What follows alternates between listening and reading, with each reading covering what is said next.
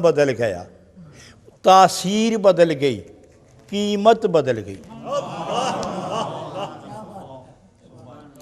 یہی دودھ جو مکھن، یہی دودھ جو دہی بن گیا، اب یہ دودھ صورتیں بدلتا ہوا، بھیس بدلتا ہوا، لباس بدلتا ہوا،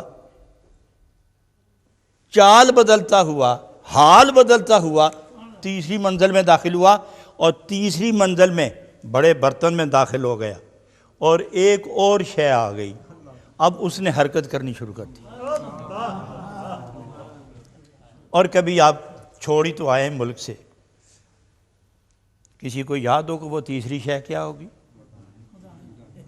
بولو نا، مدانی۔ اللہ ہو، آپ اس کو شاید مذاق سمجھتے ہوں، قربان جائیں اس پر جو خود تکلیف کرے لیکن جدائی ڈال دے، کھوٹے اور کھرے میں، ناقص اور کامل میں، اور ملا دے طالب اور مطلوب کو۔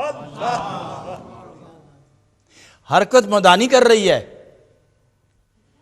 اور تھوڑی دیر کے بعد دو اس میں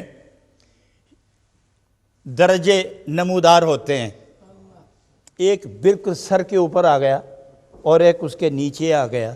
جو سر کے اوپر ہے، سطح کے اوپر ہے، غور سے دیکھو، مدانی چلنی بند ہو گئی، اور سطح پر جو چیز آئی اسے مکھن کہتے ہیں، اور جو اس کے نیچے پاؤں میں رہ گئی اس کو لسی کہتے ہیں۔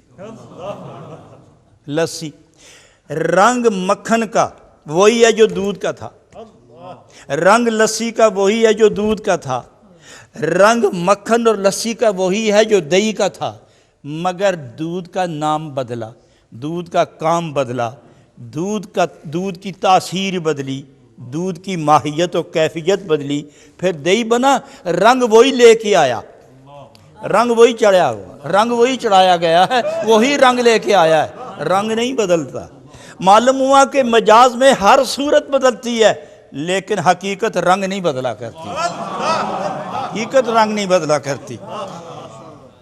اب دیکھتے جائیے کہ یہ لسی ذائقہ اور ہے، قیمت اور ہے، تاثیر اور ہے، نام اور ہے، کام اور ہے، قیمت بھی اور ہے، اور جو اس کے سر پہ آیا، اس کو دبا کے نیچے رکھو پھر اوپر آ جائے گا، اور لسی کو اٹھا کے اوپر رکھو پھر نیچے چلی جائے گی۔ معلوم ہوا کہ جب حقیقتیں بے نقاب ہوتی ہیں تو اس پر جتنے بھی ناسوتی پردے ڈالے جائیں وہ اس کو چیر کے حقیقت پھر باہر آ جاتی ہے۔ اب مکھن اپنی حقیقت، دودھ کی حقیقت یہ مکھن ہے، اوپر آ گیا۔ حضرات، مکھن کا نام بدل گیا، کام بدل گیا، تاثیر بدل گئی، خوشبو بدل گئی، قیمت بدل گئی، مگر اس میں ابھی نقص ہے، ابھی یہ مقام کمال کو نہیں پہنچا، نقص ہے۔ برتن میں رکھ دو، ٹھنڈک نہ پہنچے، برودت نہ پہنچے، حفاظت نہ کی جائے تو یہ بدبو پیدا کرتا ہے، اور کوئی ذی ہوش استعمال کرنے کو تیار نہیں ہوتا۔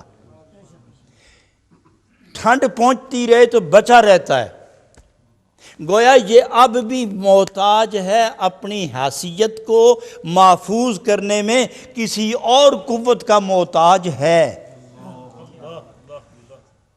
لیکن اس مکھن کو ابھی حقیقت بننا ہے، مکھن کو ابھی حقیقت بننا ہے۔ ابھی ایک منزل باقی ہے، جو دانشور لوگ ہیں وہ اسی مکھن کو ایک دیگچے میں ڈال کر چولہے کے اوپر رکھ کے نیچے آگ جلاتے ہیں، مکھن پگھلتا رہتا ہے، مکھن جلتا رہتا ہے، پگھلتا رہتا ہے، ابلتا رہتا ہے۔ پگھلنا ابلنا اس کے نصیب میں ہے، پگھلنا ابلنا اور جلنا یہ اس کے نصیب میں ہے، اور جو نہ جلے وہ حقیقت کا چہرہ دیکھ ہی نہیں سکتا۔ وہ اس لیے اس میں ابھی کوئی مادہ ایسا ہے کہ جس مادے میں فنا کی قوت موجود ہے، جب تک اس کو جلایا نہ جائے وہ مادہ فاسد ختم نہیں ہوتا۔ آگے اس کو جلایا، جلا کے جب ٹھنڈا کیا، شکل بدل گئی، رنگت بدل گئی، قیمت بدل گئی، کیفیت بدل گئی، تاثیر بدل گئی، عزت میں عروج ہو گیا، قیمت میں بلندی ہو گئی۔ اب اس کا نام کیا کہیں گے آپ؟ کیا آپ کیا کہیں گے؟ گھی۔ اب اس کو جلانے کی ضرورت نہیں ہے، یہ سارے مرحلے طے کر کے گھی بن گیا ہے، لیکن بنا اس وقت جب یہ جل کے یہاں پہنچا ہے، جل کے پہنچا ہے۔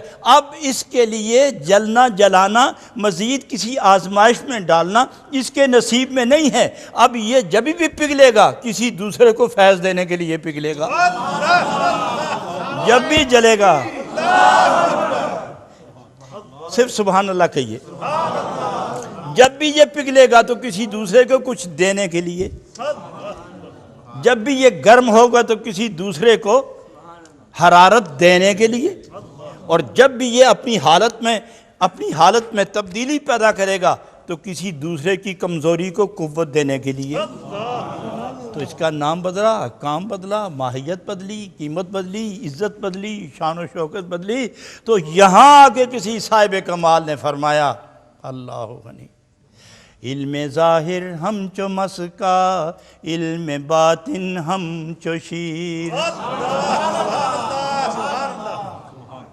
علم ظاہر علم باطن ہم چو مسکا، علم باطن ہم چو شیر۔ کہ بود بے شیر مسکا، کہ بود بے پیر پیر۔ علم ظاہر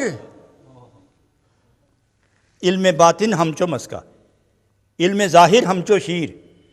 یوں سمجھو کہ دودھ کی مثال اس جسم کی ہے اور روح کی مثال اس مکھن اور گھی کی ہے۔ جس طرح گھی تمام مراتب طے کرنے کے بعد ظاہر نہیں ہوا، اس طرح تمام مشکلات اور عبادات اور ریاضت و محبت اور درد اور ہجر کے صدمے اور سجدے اور رکوع اور قعود اور تلاوت و عبادت و محنت و محبت، عشق اور جلال میں جل کے جب تک انسان اٹھے نہیں تو جب تک جلا نہ تھا مکھن گھی نہ بنا، اور جب تک گھی کیفیات سے طے ہو کے اپنی منزل پہ نہ پہنچا مرتبے نہیں ملے، انسان تو بھی عشق کی وادیوں میں جل کے باہر آ تاکہ تجھے محبوب اپنا بنا لے۔ اس لیے جناب رومی رحمت اللہ علیہ بڑے پیار سے فرماتے ہیں بشنوز نے چوں حکایت می کند وز جدائی ہاں شکایت می کند۔ کیوں نہ قربان ہو جائیں، اور یہاں جامی فرماتے ہیں چرا نہ در پہ عزم دیار خود باشم، چرا نہ در پہ عزم دیار خود باشم، چرا نہ خاک کفے پائے یار خود باشم۔ وہ فرماتے ہیں روح کہتی ہے آؤ نا مل کے چلے اپنے محبوب اپنے وطن کو چلیں۔ اب روح سے کہتی ہے، دوست سے کہتا ہے آؤ نا ملیں اپنے محبوب سے، جدائی میں زمانے تو گزر گئے، آؤ مل کے چلیں۔ تو راستہ کہاں ہے؟ فرمایا جہاں سے ہمارا یار گزرتا گیا اس کے پاؤں کے نشان، وہاں سے جلوے ہمیں بلا رہے ہیں، جلوے بلا رہے ہیں۔ بھولیں گے کیوں؟ جہاں بھولیں گے ان کے پاؤں کی کہکشاں ہمیں بلا رہی ہے، اور جہاں پاؤں لگا وہاں کا ہر ذرہ ستارہ بن کے چمک رہا ہے اور دیار محبوب کی رہنمائی کر رہا ہے، دیار محبوب کی رہنمائی کر رہا ہے۔ چلو چلیں چران در پہ عزم دیار خود باشم۔ کیوں نہ پیار سے کہتے ہیں اے ارواحو سنو، کیوں نہ ہم اپنے اصلی وطن کو چلیں، کیوں نہ اپنے اصلی وطن کو چلیں۔ میں چھوٹی سی مثال نہ دے دوں کہ آپ کو یہاں ہو گئے، کسی کو 30 سال ہو گئے، کسی کو 40 سال ہو گئے، اور پوچھے کہاں کے رہنے والے ہو، کس وطن کے ہیں آپ؟ نیشنلٹی یہاں کی مل گئی، سکونت یہاں کی مل گئی، اولادیں یہیں ہیں، بیوی بچے رشتہ دار یہیں ہیں،